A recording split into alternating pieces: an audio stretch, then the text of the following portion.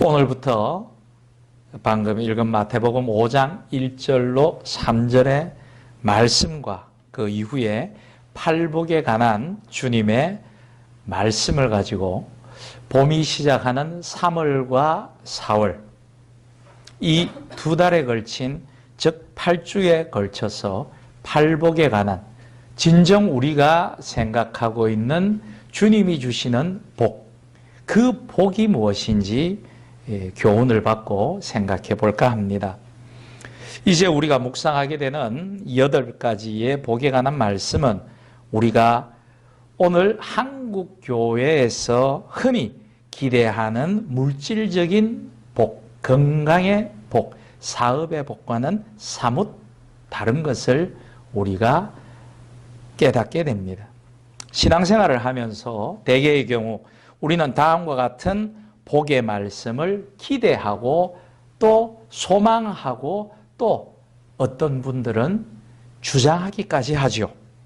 사업을 하는 자는 복이 있나니 물질의 축복이 예수를 믿는 저희들의 것이며 외로운 자는 복이 있나니 저가 능력 있고 명예로우며 아름답고 또 멋진 거기에 복을 넘치게 부으사 미혼 처녀에게는 차남의 배필이 되거나 외동딸인 처녀에게는 훌륭한 남자 배우자를 만날 것이며 우리는 복을 이렇게 해석합니다.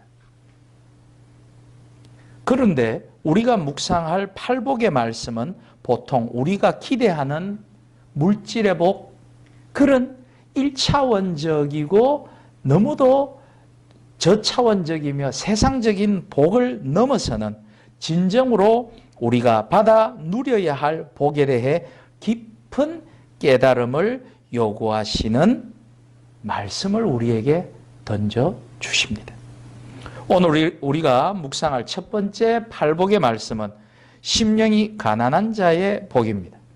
심령이 가난한 자는 복이 있나니 천국이 그들의 것이며 오늘 읽은 본문 3절에 이렇게 말씀하고 있습니다. 이 말씀은 마음이 가난한 사람이 얻게 되는 복이 천국임을 말씀하고 있습니다. 그러면 심령이 가난한 사람, 곧 마음이 가난한 사람은 어떤 이들입니까? 이 영적 가난은 자신의 결핍, 연약함, 공허함, 하나님에 대한 의존성, 죄악 등을 분명히 자기 자신이 잘 알아서 자신을 겸손하게 정당하게 자신이 평가하여서 전적으로 하나님께 의존하는 사람을 말하는 것이죠.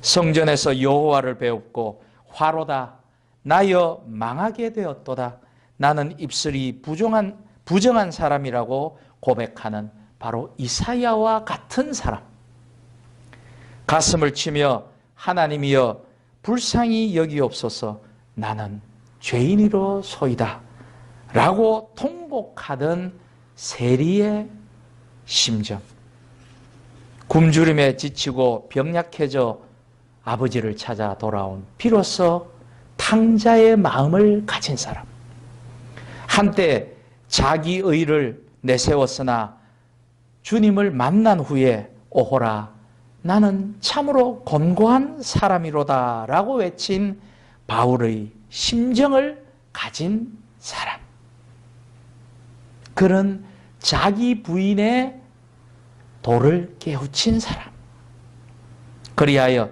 하나님만 의존하며 도움과 구원을 구하는 사람, 나의 무기력함과 절망을 체험한 모든 마음의 순간을 느낀 사람들 말씀입니다.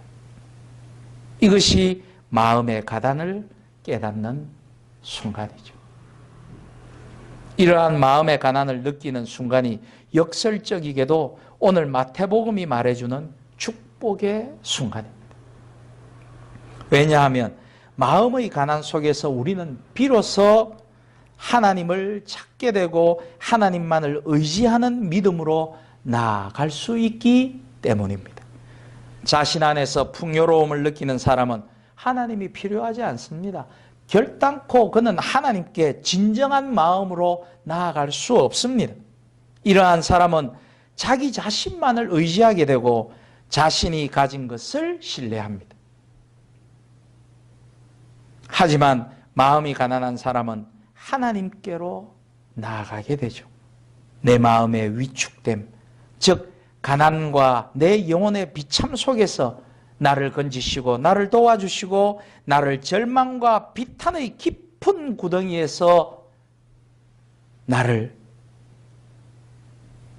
빠져나오게 해주실 분은 오직 하나님밖에 없다는 것을 발견할 수 있기 때문입니다.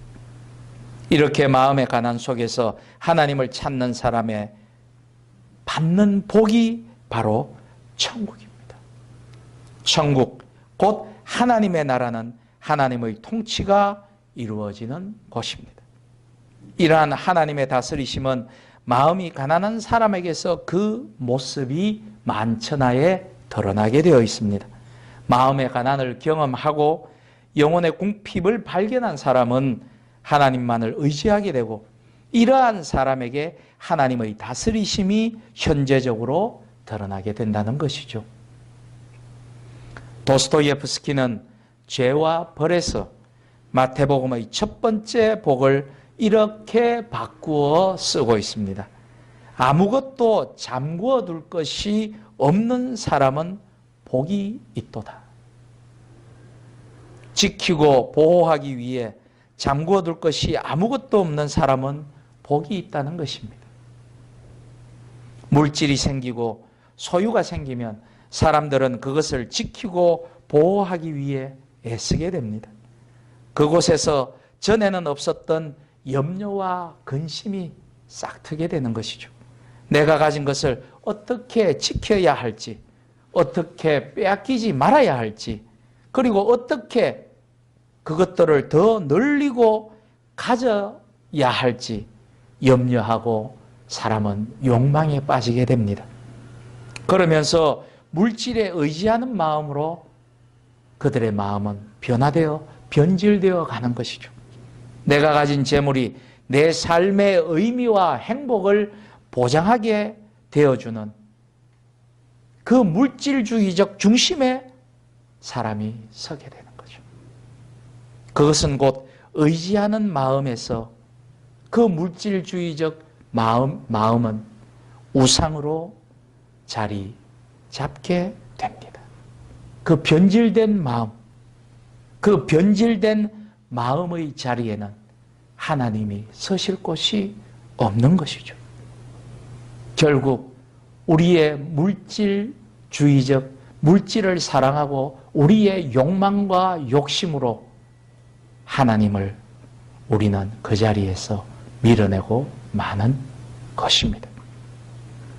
그래서 예수님은 마태복음 6장 24절에서 물질이 주인이 되는 삶을 경계하라고 우리를 교훈하십니다. 한 사람이 두 주인을 섬기지 못할 것이니 혹 이를 미워하고 저를 사랑하거나 혹 이를 중히 여기고 저를 경히 여김이라고 하십니다. 너희가 하나님과 재물을 겸하여 섬기지 못하느니라 라고 결론 지으시는 거죠. 그래서 물질에 대한 우리의 태도는 대단히 중요한 것입니다. 물질을 어떻게 소유하고 어떻게 사용하느냐에 대한 가치관, 세계관이 대단히 중요하다는 것이죠. 아무것도 소유하지 않고 살아갈 수 있는 사람은 이 세상에 그 누구도 없습니다. 하지만 물질에 대해서 우리가 어떻게 가치관을 가지고 있는지, 어떤 세계관을 가지고 있는지는 대단히 중요합니다. 나의 소유물이 나의 영혼을 소유하지 않도록 하는 것이 중요한 것이죠. 이것이 얼마나 아이러니합니까? 물질을 소유하는 것이 아니라 거꾸로 소유물이 영혼을 소유한 사람들을 많이 보게 됩니다. 그래서 교회에서 기독교적인 물질관, 기독교적인 경제관, 기독교 경제 윤리에 대해 가르치는 것이 대단히 중요한 것입니다.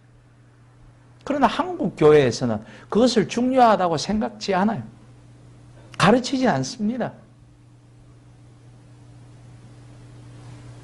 그러나 더 슬픈 것은 한국 교회 일각에서 기독교 경제 윤리에 대해 가르치는 것이 아니라 어떻게 하면 더 많이 벌 수 있느냐를 가르치는 교육이 몇 년 전 사이에 왕의 재정이라는 이름으로 인기를 끈다는 것은 대단히 통탄할 만한 것이라는 거죠. 더 많이 벌어서 하나님께 더 많이 내어놓자는데 뭐가 문제 있느냐고 하는 것입니다. 그러나 세상의 일이라는 것은 하나를 더 가지면 반드시 누군가 하나를 잃게 된다는 것입니다. 이 하나를 잃게 되어 하나님을 원망하고 세상을 한탄스럽게 살아가는 그런 배고프고 굶주리고 이 앙다무는 형제들을 없게 하는 것, 그것이 우리의 기독교인들의 의무이자 책무인 것이죠. 그러니 팔복 중 이 첫 번째 복은 감각적이고 육적인 것을 좋아하는 사람에게는 죽은 것, 인연이 없는 것입니다. 그들은 도무지 들었으나 들을 귀가 없기 때문에 이해하지 못하는 것입니다. 무슨 말을 하는 거야? 예수 믿으면 복을 주셔야지. 내가 11조를 이렇게 바치는데, 내가 헌금을 이렇게 내는데 뭘 심령이 가난한 자가 복이 있다고. 물질을 더 채워주셔야지. 그러니 그들에게는 들을 귀가 없고 깨닫는 마음이 없기 때문에 말씀이 그의 마음밭에 떨어져도 그 마음밭은 이미 물질이 감사 있어서 그것이 자갈 마음이 되어 말씀의 싹이 나지 못할 수밖에 없는 것이죠.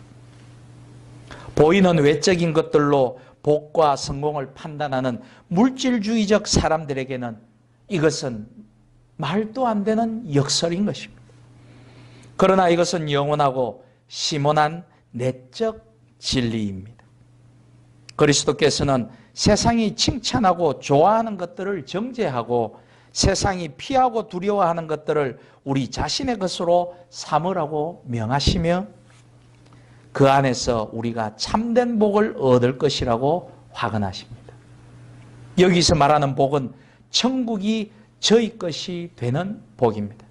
그것을 깨달아야 그 복을 성취하는 인격 자체처럼 세상적인 사고방식과 세상의 경제법칙, 세상의 윤리법칙과는 다른 삶을 비로소 살게 된다는 것입니다. 심령의 가난이 세상적인 어떤 계획을 앞당겨주지는 못할 것입니다. 심령의 가난이 세상에서 성공과 부유라고 불리어지는 것을 이루어주는 수단이 되지는 못할 것입니다. 그러나 심령의 가난은 우리에게 이 세상적인 것보다 더 나은 것을 줍니다. 그것은 우리에게 천국을 줍니다. 우리의 삶이 비로소 천국이 되게 하는 것입니다. 사실 이것은 그리스도의 제자가 가져야 할 근본적인 인격으로 나타냅니다. 그런데 성경 어느 곳에서도 외적 가난이 좋은 것이라고는 가르치지 않습니다. 세상 사람들에게 대해 말할 때 가난한 자는 부자보다 천국에 더 가까이 있다고 말할 수는 없는 것입니다. 왜냐? 가난에 아무런 미덕이 유익이 없기 때문이죠. 가난하게 되면 이를 갈게 되고 원망하게 되는 것입니다. 빈궁이 빛나는 영성을 보장해 주지는 못합니다. 그것은 분명히 우리가 지적하고 넘어가야 하는 것이죠. 그러므로 이 가난은 외적 가난을 의미하지 않다는 것이죠. 외적으로 가난한 자가 복을 더 많이 받는다는 게 아니라는 것이죠.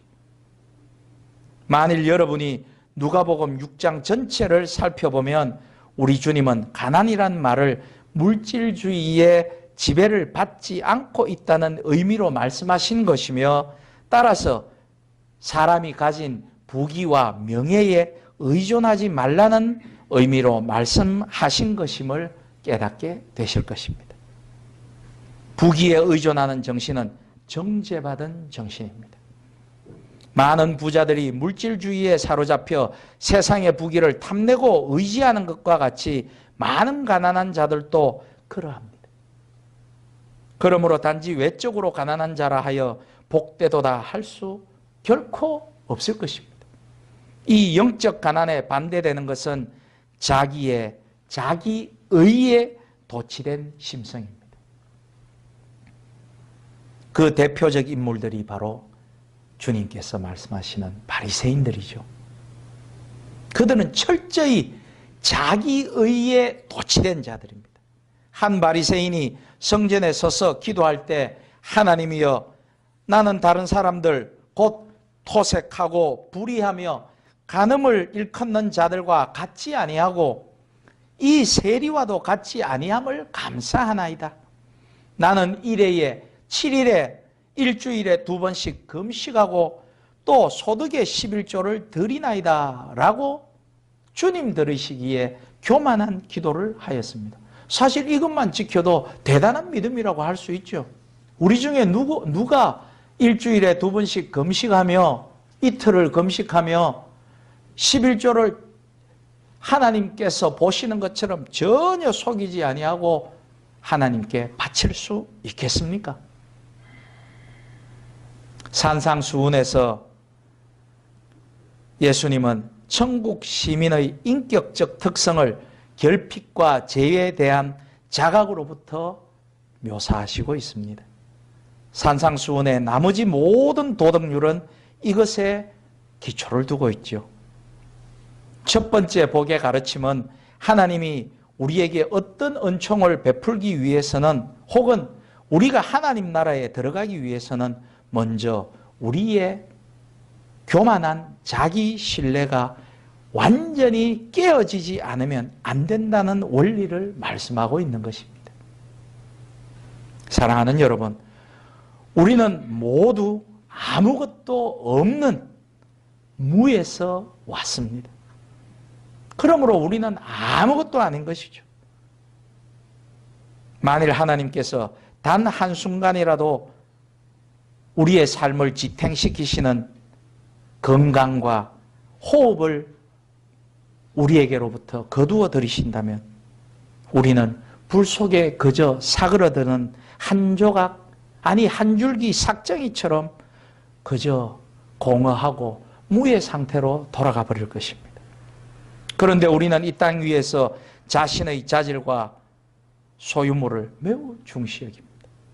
우리가 그런 것들을 소유하고 있다는 이유로 언제나 우리 자신을 과시합니다. 남들보다 공부를 조금 잘하면, 남들보다 조금 많이 가지고 있으면, 남들보다 조금 잘생기면, 남들보다 조금 큰 차를 타고 있으면, 남들보다 다른 교회보다 좀 더 큰 교회면 우리는 어스레죠.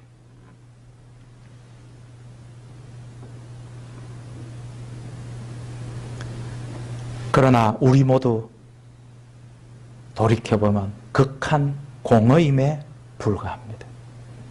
우리가 그처럼 뽐내고 자랑하는 모든 것은 하나님이 우리에게 부여하여 주신 것입니다. 우리가 하나님께로부터 받지 않은 것이 무엇이 있겠습니까? 그런데 우리 인간이 왜 하나님과 사람을 향해 자기 자신을 높이 지켜듭니까? 그러므로 오늘 말씀에 우리는 마음이 가난한 자로 낮아져야 함을 깨달아야 합니다. 겸손해져야 합니다. 사랑하는 형제자매 여러분, 이것을 우리들의 삶에 우리 자신에 대한 평가에 적용해야 합니다. 그러면 현재의 많은 번민과 갈등과 고뇌에서, 우리의 불행에서 우리는 벗어날 수 있을 것입니다. 세상은 예수 그리스도께서 가르치신 영적 가난에 대하여 눈멀어 있습니다. 귀를 닫고 있습니다. 그들은 그 영적 가난이 무엇인지 깨닫지 못하고 있습니다.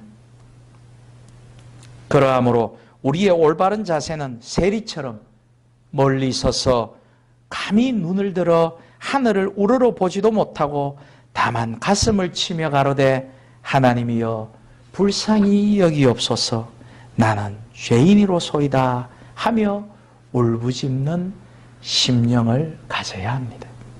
오직 자기 인격의 깊은 심초로 침잠하여 들어가서 자신이 어떤 존재인지를 알고 그 깊은 곳으로부터 하나님께 울부짖은 적이 있는 사람만이 자기 영혼의 집을 하나님의 성전으로 비로소 만들 수 있는 것입니다. 그때 우리는 천국을 경험할 것이며 천국을 안을 것이며 천국에 닿을 수 있을 것이며 천국에 들어갈 수 있을 것이며 나로부터 천국이 시작되며 바로 천국이 가난한 자의 복으로 받는 것이라는 것을 깨달을 수 있는 것입니다. 이러한 인격자, 곧 천국이 복임을 아는 심령이 가난한 자의 그 복, 예수 그리스도께서는 심령이 가난한 자가 기쁘고 유쾌하다라고 결코 말씀하시지 않으셨습니다. 이러한 단어들은 복되도다라는 이 놀라운 단어에 내포된 깊이와 평온함과 영구성에 비하면 빈약하고 천박한 말에 불과합니다. 복된 상태는 육체적 즐거움과 기쁨을 단번에 초월하는 아주 깊이 있는 단어입니다. 우리가 말하는 1차원적이고 저차원적인 물질의 복, 좀 더 맛있는 것을 먹을 수 있는 주머니 넉넉함이 아니라는 것이죠. 그것을 초월하는 것입니다. 대단히 어려운 도입니다. 이것을 우리가 깨달아야 한다는 것이죠. 이 깨달음을 위해 우리가 기도하고 우리가 빛나는 영성을 얻기 위해 경건을 갈고 닦아야 한다는 것이죠. 즐거움과 육체적인 건강과 쾌락은 때로 소람스럽기도 하고 종종 불순하기도 합니다. 왜냐하면 육체적 즐거움을 쫓아 가버리니까. 때로는 주님을 멀리하고 하나님을 멀리해버리기 때문이죠. 이 행복은 외적 세상에 근원을 둔 그 어떤 기쁨보다 훨씬 더 깊은 것입니다. 그래서 우리가 어떤 고난이 오더라도 나의 목숨을 내가 끊는 그런 비참함을, 하나님을 배신하는, 자살해서 지옥을 가나 그 차원이 아니라 자살은 주님을 배신하는 행위입니다. 그것은 칼바르트라는 신학자가 하나님을 기만하는 행위라고 했어요.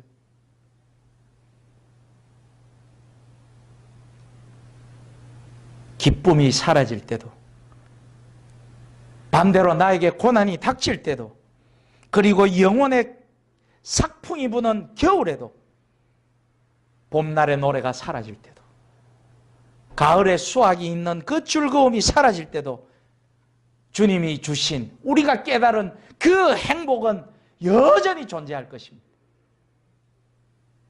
이 행복은 세상에서 가난, 궁핍, 실패, 고난과 상관없이 우리에게 향유되어지는 것입니다. 그들은 선지자 하박국처럼 무화과 나무가 무성치 못하며 포도나무에 열매가 없으며 감람나무에 소출이 없으며 밭에 식물이 없으며 우리의 양이 없으며 외양간에 소가 없을지라도 하나님을 인하여 즐거워하고 구원의 하나님을 인해 기뻐하는 마음입니다. 그리고 이 복은 현재에 대해서 이야기하고 있습니다. 천국이 미래의 저희들의 것이 될 것이라고 말하지 아니하시고 현재 너희들의 것, 저희의 것이라고 말씀하고 있습니다. 이 첫 번째 복은 하나의 포괄적인 약속으로서 그 자체 속에 나머지 7가지의 복에 대한 약속을 모두 포함하고 있습니다. 나머지 7가지는 이 천국 소유에 내포된 다양한 형태들, 측면들이기 때문입니다. 천국은 이 세상에서는 부분적으로 실현되고 있지만 후에는 완전히 실현될 것입니다. 영적 가난은 하나님의 나라, 그리스도의 백성이 되는 필수 불가결의 조건이기 때문에 복된 것입니다. 우리 중에 허다한 사람들이 하나님의 나라에 들어가지 못하는 이유는 자신의 결핍, 공허, 연약, 죄의 심각한 상태, 하나님께 의존성에 대해 피상적으로밖에 알지 못하거나 도무지 알지 못하기 때문입니다. 자신에 대한 무지와 그릇된 평가는 그리스도와 그의 인격 및 본질에 관한 불완전하고 불공정한 관념을 형성하는 데 상당한 역할을 합니다. 이것이 대부분의 이단의 모체들이죠. 그러므로 행복이란 우리 몸 밖에서 얻는 것이 아닙니다. 우리는 이 복을 가져오기 위해 누가 하늘로 올라갈 것인가, 누가 깊은 곳으로 내려갈 것인가라고 물을 필요가 없습니다. 영원한 복락이 있다면 그것은 그 사람의 마음 속에서 먼저 실현될 것입니다. 그리스도는 여기서 참된 복의 원천이 우리 마음 속으로부터 시작된다고 가르치고 계시는 거죠. 복락이 우리 마음에 없으면 예루살렘은 어느 곳에도 없다고 저는 몇 주 전에 하나님 나라는 어디인가에 대해서 말씀드렸습니다. 그리고 예루살렘뿐만이 아니라 에덴도 없습니다. 그 어디에서 에덴을 찾을 수 있겠습니까? 우리 마음속이 예루살렘 성전이요, 우리 마음이 에덴이요, 우리 마음속에 하나님과 함께 거닐지 못한다면, 예수 그리스도의 손을 잡고 내가 동행치 못한다면 그 어디가 천국이라고 우리가 말할 수 있겠습니까? 왜 우리가 신앙을 하고, 왜 우리가 예수 그리스도를 믿으며, 왜 세상 사람들이 쾌락과 즐거움을 위해서 축구를 보러 가고 봄이 오는 이 계절에 저 들로 산으로 놀러 가지 못하는 그 즐거움을 만끽하지 아니한데 우리가 즐거울 수 있다라고 말할 수 있겠습니까?